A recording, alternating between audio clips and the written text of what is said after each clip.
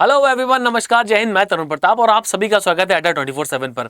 आज के सेशन में एक बहुत छोटा सेशन मैंने यहाँ पर रखा है, लेकिन बहुत इंपॉर्टेंट है।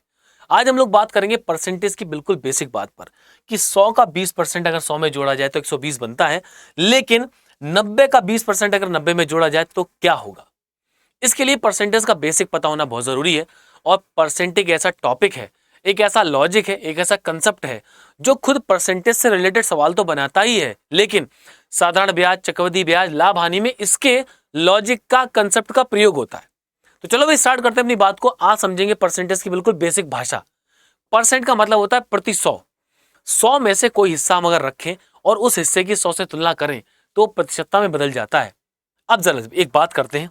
एक सवाल हमारे सामने है और यह सवाल खुद में एक कंसेप्ट है।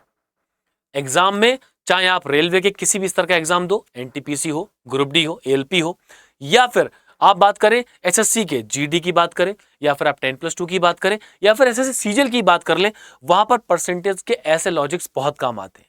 चलो भाई देखते हैं क्या लिखा है। पी का मान मेरे पास 40 है और क्यू का मान 60 है। और पहला स्टेटमेंट क्या है? P is what percent of Q. P Q का कितना प्रतिशत है। तो अगर हम फार्मूला याद करने में भरोसा रखते हैं तो बोल देंगे P बटे क्यू गुणा 100 और हमें उत्तर मिल जाएगा।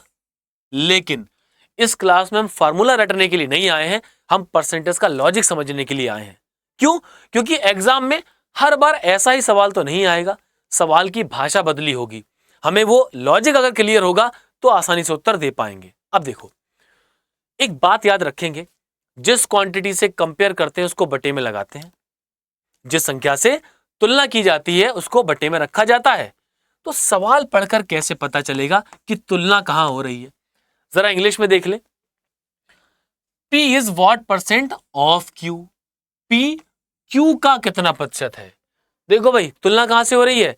जब कहीं पर का लिखा हो, Q का, Q से, तो समझ जाएंगे भैया तुलना Q से हो रही है, तो Q के मान को बटे में लगाना है। तो P का मान हो गया 40 और Q का मान कितना हो गया 60। अगर हमें प्रतिशतता का चिन्ह लगाना है तो हम करते हैं 100 से गुणा। तो क्या होगा? 20 दूनी 40, 20 तिया 60, और ये बन जाएगा 200 बटे 3%, या फिर 3 से भाग करेंगे तो बनेगा 66.66%। ये बहुत इंपॉर्टेंट लॉजिक है, हमें इसको बिल्कुल ध्यान रखना है। बस तुलना जिससे होगी उसको बटे में लगाना है। आगे बढ़ते। अब देखो क्या लिखा है। फिर से हमारे पास P का मान 60 है और Q का मान 80 है, लेकिन पूछा क्या है? Q is what percent more than P। Q P से कितने प्रतिशत अधिक है। अधिक है या कम है कैसे पता चलता है? हम उन दोनों का अंतर करके देखते हैं। एक जगह 80 लिखा है और ये 60 है, तो भाई ये तो 20 ज्यादा है, तो 20 तो लगा दो अंश में, जिससे तुलना होगी उसको बटे में लगाना है। चलो भाषा पढ़ते हैं। Q is what percent more than P। Q P से कितने प्रतिशत अधिक है। कोई एग्जाम देने जा रहे हैं तो अपने सामने वाले से बोला कि तुमसे तो ज्यादा ही नंबर लेकर आएंगे, तुमसे ज्यादा लेकर आएंगे, इसका मतलब तुमसे कंपैरिजन हुआ है। Q P से कितना प्रतिशत अधिक है, मतलब P से कंपैरिजन हुआ है, तो P से तुलना है बटे में 60 और प्रतिशतता के लिए गुणा 100। 100 बटे 3, 3 से भाग कर देंगे, 33.33% हमारा उत्तर बन जाएगा। तो ये दो बहुत महत्वपूर्ण लॉजिक है परसेंटेज के। हर बार भाषा ऐसी नहीं होगी, लॉजिक सवाल बदल कर आएगा। अगर लॉजिक क्लियर तो कोई दिक्कत नहीं होनी है। सवाल देख लेते इसी बात पर। 2024 की जनसंख्या 4000 है और 2026 की जनसंख्या 4400 है। क्या पूछा है? जनसंख्या में प्रतिशत वृद्धि ज्ञात करें। कैसे निकालेंगे? अगर इसको दूसरी नजर से देखा जाए, लॉजिक की नजर से, मतलब मेरी नजर से तुम देखो तो यार नजर वो आए। अब देखो 2024 में P की वैल्यू 4000 है और Q की वैल्यू 4400 है। Q is what percent of P, what percent more than P। Q P से कितना प्रतिशत अधिक है, शायद वही लिखा है, बस नजर नजर की बात है। तो देखो भाई, 2024 में जनसंख्या 4000 थी, 26 में 4400 हो गई, इसका मतलब 400 की तो वृद्धि हो गई। जो वृद्धि हुई वो अंश में, बटे में क्या आएगा? जिससे तुलना होती है उसको बटे में लगाते हैं। तो तुलना कहां से कर रहे हैं? हमें कैसे पता चला 400 जनसंख्या बढ़ गई है? तो हम बोलेंगे सर हमने 2024 में देखा था कि 4000 थी, वहां से 400 बढ़ी है। कब देखा था? 2024 में। तो तुलना कहां से हुई? 2024 से, बटे में 2024 की जनसंख्या और प्रतिशतता के लिए गुणा 100। सारे जीरो काटने के बाद एक जीरो बच जाएगा, जिसकी वजह से हमारा उत्तर आ जाएगा 10%। आगे चलते हैं।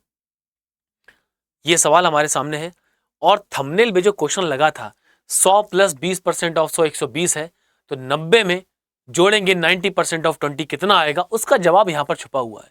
हर बार सवाल वैसा नहीं आएगा जैसा थंबनेल में लिखा था, लेकिन थंबनेल में लिखा हुआ कंसेप्ट हमें बहुत प्रयोग मिलेगा।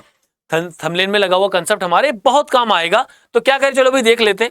लिखा है भाई गणित में 100 नंबर मिल गए और विज्ञान में 90 नंबर मिल गए। और गणित के नंबर कितने बढ़ जाते हैं? गणित के नंबर बढ़ जाते हैं बच्चों 30%। तो 100 के लिए 30% लिखना तो बड़ा आसान है। क्यों? क्योंकि 100 का 30% 30 होता है, सब जानते हैं। तो बहुत जल्दी हम लोग जोड़ देते हैं। 100 में जोड़ा 30 तो बन गया 130। अब यही काम करते हैं 90 को लेकर। 90 में क्या करना है? इसका 20% जोड़ना है। तो हम बड़ी जल्दबाजी में करते क्या है, 100 का 30% 30 जोड़ दो, तो 90 का 20% 20 जोड़ दो, शायद 110 हमारा उत्तर आ जाए। 130 और 110, जो कि हो जाता है गलत। क्यों? 100 का 30% 30 होता है क्योंकि यहां पर 100 है, इसलिए ऐसा है। और 100 के अलावा कोई भी संख्या अगर होगी तो ऐसा नहीं होगा। डायरेक्ट मत जोड़ देना। क्या करें भाई? अगर आप निकालें 20% ऑफ 90, 90 का 20% कैसे निकलेगा? आप प्रतिशतता का चिन्ह हटा दो, और जब आप प्रतिशतता का चिन्ह हटाओगे तो बटे में 100 लगाओगे, ऑफ की जगह गुणा 90, जीरो कट गया, 9 दूनी 18। मतलब जो 20% की बात हो रही है वो 18 बढ़ाया गया है, यानी कि 108 होना चाहिए। या फिर अगर प्रतिशतता के आधार पर हल किया जाए, कोई भी संख्या, कोई भी नंबर अपने आप में 100% होता है। 100 भी अपने आप में 100% है और 90 भी अपने आप में क्या है? 100% है। 100 नहीं है, 100% है। और 100 में जब 20% बढ़ाओगे तो वो 120% बनेगा। लेकिन 120% किसका बनेगा? 120% 90 का बनेगा। प्रतिशतता हटाऊंगा तो बट्टे में 2 जीरो आ जाएंगे और 12 नेमा 108 बनेगा। तो ऑप्शन नंबर हमारा सी बिल्कुल सही है। तो ये गलती कभी मत करना। अक्सर बच्चे करते हैं कि 100 का 30% 130, तो 90 का 20% जोड़ेंगे तो 120 110 बनेगा। गलत हो जाएगा। 100 के अलावा कोई संख्या है तो तुलना तो हमें कैलकुलेट करना पड़ेगा। चलते हैं अगले लॉजिक की तरफ। क्या लिखा है? एक संख्या में पहले 20% की वृद्धि हुई और फिर 25% की वृद्धि हुई, तो कुल प्रतिशत वृद्धि मूल संख्या में कितनी हुई है बताना है। इसके लिए सिंपल सा एक लॉजिक लगाएंगे जिसको हम लोग बोलते हैं नेट परसेंट, और वो होता है x plus Y plus X Y बटे 100। यहां पर हम x और y की जगह जो हमारी प्रतिशतता दे रखी है वो लगा देते हैं। चलो भी लगा के देखते हैं। x प्लस वाई प्लस x गुणा वाई बटे 100। हल किया जाए 25 चौक 100, 4 से काटेंगे 5 बार, तो 25 20 45 और 5 50%। तो कुल वृद्धि बनेगी हमारे पास कितनी? 50%। ऑप्शन नंबर सी बिल्कुल सही है। कुल प्रतिशत वृद्धि में ऐसा नहीं करना है कि 20 में 25 जोड़ दिया 45%, गलत हो जाएगा। ये नेट परसेंट का फॉर्मूला है, ये बहुत जरूरी है, याद रखना। अगर ये ध्यान रहेगा तो चक्रवृद्धि ब्याज के सवाल चुटकियों में हल किए जाएंगे। अगर इससे रिलेटेड कोई और सवाल आ जाता है तो क्यों ना एक सवाल आप लोग ट्राई करोगे और कमेंट में सारे लोग इसका उत्तर बताओगे। ठीक है? जिन्होंने चैनल को सब्सक्राइब नहीं किया हो जल्दी सब्सक्राइब कर लेना। बहुत आसान है और बिल्कुल ही मेहनत नहीं लगती इसको, और बिल्कुल फ्री है। क्योंकि आगे आने वाले टाइम में परसेंटेज क्या जितने भी टॉपिक्स हैं उनके छोटे छोटे लॉजिक्स मैं आपको जरूर प्रोवाइड कराऊंगा, जो आपके एग्जाम में बहुत फायदा देते हैं। चाहे आप रेलवे का एग्जाम दो, चाहे आप एसएससी का एग्जाम दो, इस प्रश्न का उत्तर मुझे कमेंट में चाहिए आप सभी से। अच्छा लगा हो तो वीडियो को लाइक जरूर कर देना, सारे लोग सेशन को शेयर करना, और जिन्होंने सब्सक्राइब ना किया हो चैनल सब्सक्राइब करना। इसके पहले भी कई छोटी छोटी ट्रिक्स मैं आपको बता चुका हूं। कई बार हमें दिक्कत होती है यूनिट डिजिट निकालने में, तो इकाई का अंक 0 से लेकर 9 तक के जितने इकाई के अंक हैं सबको निकालने की विधि इन्हीं वीडियोस के जरिए मैं आपको बता चुका हूं, 2 3 7 8 के लिए भी और 0 1 4 5 6 9 के लिए भी। कैसे लेंगे उन वीडियोस तक? आपको करना क्या है, आपको अपने YouTube ओपन करना है, YouTube पर लिखना क्या है, रेलवे अड्डा 24/7। तो रेलवे अड्डा का आपको ऑफिशियल वेबसाइट मिल जाएगी। ठीक बच्चों, लेकिन जिन्होंने चैनल को सब्सक्राइब ना किया हो, सबसे पहले सब्सक्राइब कर लेना। ठीक है, रेलवे अड्डा की वेबसाइट पे चले जाएंगे, रेलवे अड्डा 24/7 पर। ठीक यहां पर आ गए हम लोग। अब इसमें क्या करेंगे बच्चों, आप लोग वीडियो सेक्शन में चले जाना। जब आप वीडियो में जाओगे तो देखो भाई, 5 सेकंड में मैंने बताया है कि यूनिट डिजिट इकाई-अंक कैसे आएगा, पूरा तरीका। उसके पहले भी पूरा तरीका मैं आपको बता चुका हूं। तो चैनल को सब्सक्राइब कर लेना, वीडियो अच्छा लगा तो लाइक करना। परसेंटेज को रेशियो में कैसे बदलना है, अगर ये भी जानना है तो कमेंट में लिख के मुझे बताना, मैं आपको वीडियो प्रोवाइड कराऊंगा।